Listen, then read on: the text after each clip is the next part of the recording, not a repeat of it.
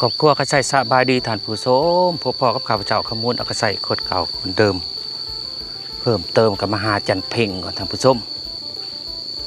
พูนะกองด่ากองก้นอยู่พูนะท่านผู้ชมอ๋อเธอเบิ่งเพิ่นลกพักมือในลายขนาดพูนะลกบักลายเลยทักทายสบายดีตอนเสาๆท่านผู้ชม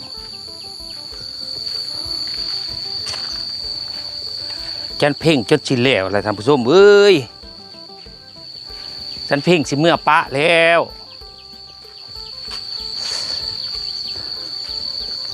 พักบ่งจนแล้วนอนได้สนะ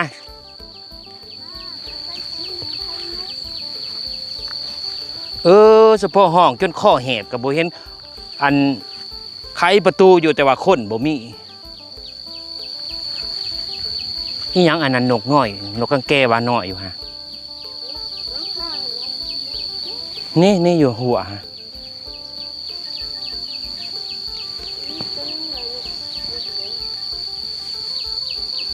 จะเพ่งลกพระโคมนะผู้ชมพักบ่งลกจักหมื่นเพ่ง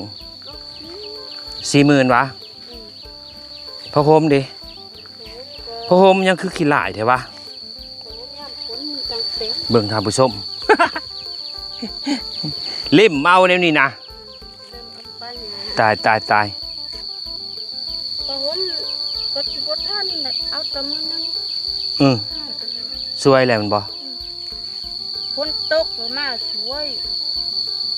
จน6 โมงฝนตกแล้วมาสวยท่านผู้ชมตัวนี้มันสวนเทิงเด้อท่านผู้ชมเอ้ยยังพระโคมตัวนี้ก็ใหญ่แล้วแต่ว่ามันปุ๋ยบ่ได้ที่อันนี้บ่เพ่งใส่น้ำไหลก็ฝนตกตลอดใส่ก็ใส่ตลอด3 เทื่อ 4 เทื่อใส่เป็นแม่นย่ำแล้วนี่ใส่เทื่อเดียวก็ลุกเลยเบิ่งโซนนั่นท่านผู้ชมรอบนะยังลายอยู่ได้2 4 6 8นานยัง8นานผุนเป็นทิศผุนได้นี่นะจังสิฮอดส่วนนั่นเนาะเพ่งเพราะเอาออกเทื่อละหน่อยท่านผู้ชมแต่ว่าเอาออกคู่มือเด้อยันเพ่งนะทุกมือได้ท่านผู้ชมบ่ได้เศร้าได้ผ้าแดดฝนตกกับบ่ได้เศร้าได้นี่นะเอาหน่อไม้ไปป้าไว้อยู่เพื่อนอีมอนทันเด้อบ่มีคนนะนั่นแบ่งให้ตุกแดสามขั้วเพื่อนพ่ออยู่ที่บ่อหันทงบักใหญ่หนึ่งเอามาลุงเอามานะ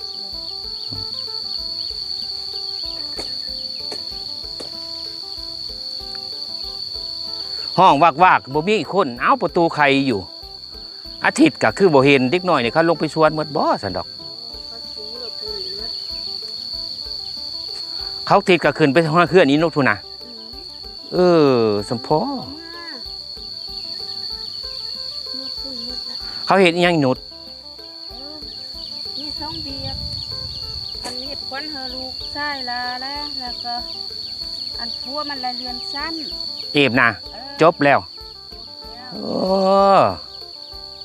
จะลองสั้นใหม่โอ้โหเท่านุดอันนั่งนุดเท่าเอฟมันเด้อทานผู้ชมบ่เป็นผู้อื่นผู้ไกลได้ มื้อนี้เพิ่นนั่นสลองสั่นเพิ่นข้านกเนาะลุงเนาะผักขี้ไล่มันมีหญ้าแน่เนาะตาปวดตาเอ้ยแถมไปเรียนกงเป็นตะปวดตะเอ้ยสันทานผู้ชมฟังน้องไผ่คอยเว้าบ่ปวดบ่เอ้ยพักบ่งลกแล้วยังใส่พักโคมนี่แหละทานผู้ชมกำลังเอาเล่มอยู่นี่นะเล่มงมอยู่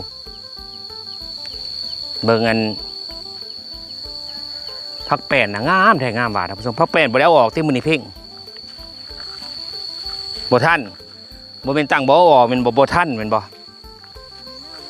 เพื่อซีล่างเป็นบ่เพื่อซีล่างนะย่านบ่ท่านพามีไปตลาดติเบิ่งท่านผู้ชมโต๊ะกะสิไปพุ่นบ่เบิ่งความมันงามนะท่านผู้ชม งามแท้งามว่าอุ้ยนะต้องเธอพี่ลึกพี่ลำงามลีอลอพักอันนี้สบายเนาะเพียงปลูกเธอเดียวแล้วป้าไว้เลยเนาะงามลีรอท่านผู้ชมก็ตัดไปเธอหน่อยนะเพราะว่าตัดอันไปขายห่านตัวเองบ่ได้เอาอ่อนบ่ได้ขายให้พ่อค้าคนกลางแต่ว่าพักก็ต้องได้เอาออกคู่มือท่านผู้ชมมุนอยู่หันแหละ2 สวนนี่นะสวนนี่กับสวนนั่นท่านผู้ชมสวนนั่นเป็นคลิปต่อไปข้าพเจ้าจะไปเห็นผ้าท่านผู้ชมเบิ่งว่ามันมีพักอีหยังเดลงมดแล้วบ่เนาะอันนี้เป็นสวนหลุมมีสวนหลุมสวนเถิงท่านผู้ชมโอ้จังฟ้ามืดแท้มืดว่าท่านผู้ชมเอ้ยบ่อยากแจ้งปานใดแหละเป็น4มืดพักบงยังพักบงอัน2 นานแล้วก็พักคม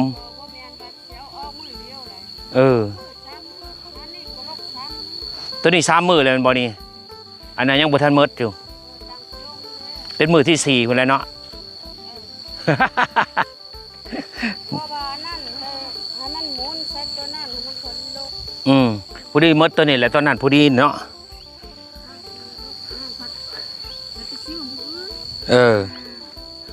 มูนไปดิหมูเขาเกลืออะไรวะเบิ่งทำผสมหมูนะหมูป่าเด้บักหลายๆหมูนางมอนนะตัวมันออกใหม่ทิศก่อนออกเท่าได้เพ่งจากโต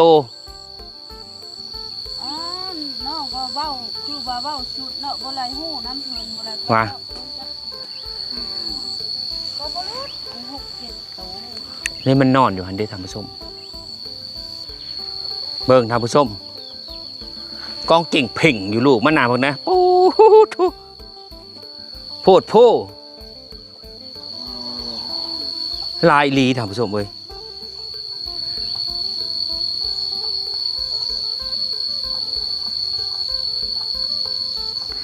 นอนออกลูกพูนชมหนึ่งอยู่พูนและปล่อยอยู่พูนท่านผู้ชมล็อกในกระแมนล็อกกดกระแมนล็อกตัวนั้นเป็นสื่อใหม่เนาะล็อกตัวนี้เมนนั้นสวนเก่าเพราะว่าอันแต่เก่าเลยเป็นสื่อแต่ขาหันมากเนาะแล้วก็มาแบ่งสวนเห็ดสวนแหนบบัดนี้ผัดสื่อดินตัวนั้นได้ก็เลยว่าให้กันมูไปลินตัวนั้นตัวนี้เมนบอลมันออกลูกท่านผู้ชมหมูป่าด้วยนี่เบิ่งความมันลายนะลายทำทายตัวนี้เป็นสต็อกคายท่านผู้ชมเห็นคายชวนกระหันเลยก็เลยเป็นซองหลอกหนึ่งอยู่พูนโซนเทิงคุณท่านผู้ชมตัวนี้เป็นหลอกหลุมชวนหลุม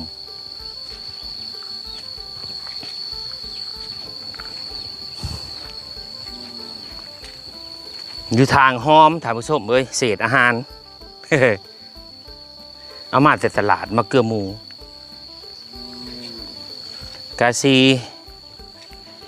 ประมาณนี้แหละสำหรับสวนหลุมท่านผู้ชมขอบใจท่านผู้ชมที่ติดตามตั้งแต่ต้นจนจบส่วนเป็นกำลังใจแก่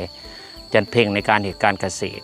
และก็เป็นกำลังใจแก่ข้าพเจ้าในการเห็นคลิปโดยการกดไลค์กดแชร์กดติดตามเป็นการส่งเสริมข้าพเจ้าในตัวขอลาท่านผู้ชมไปเพียงเท่านี้พบกันคลิปหน้าบายบาย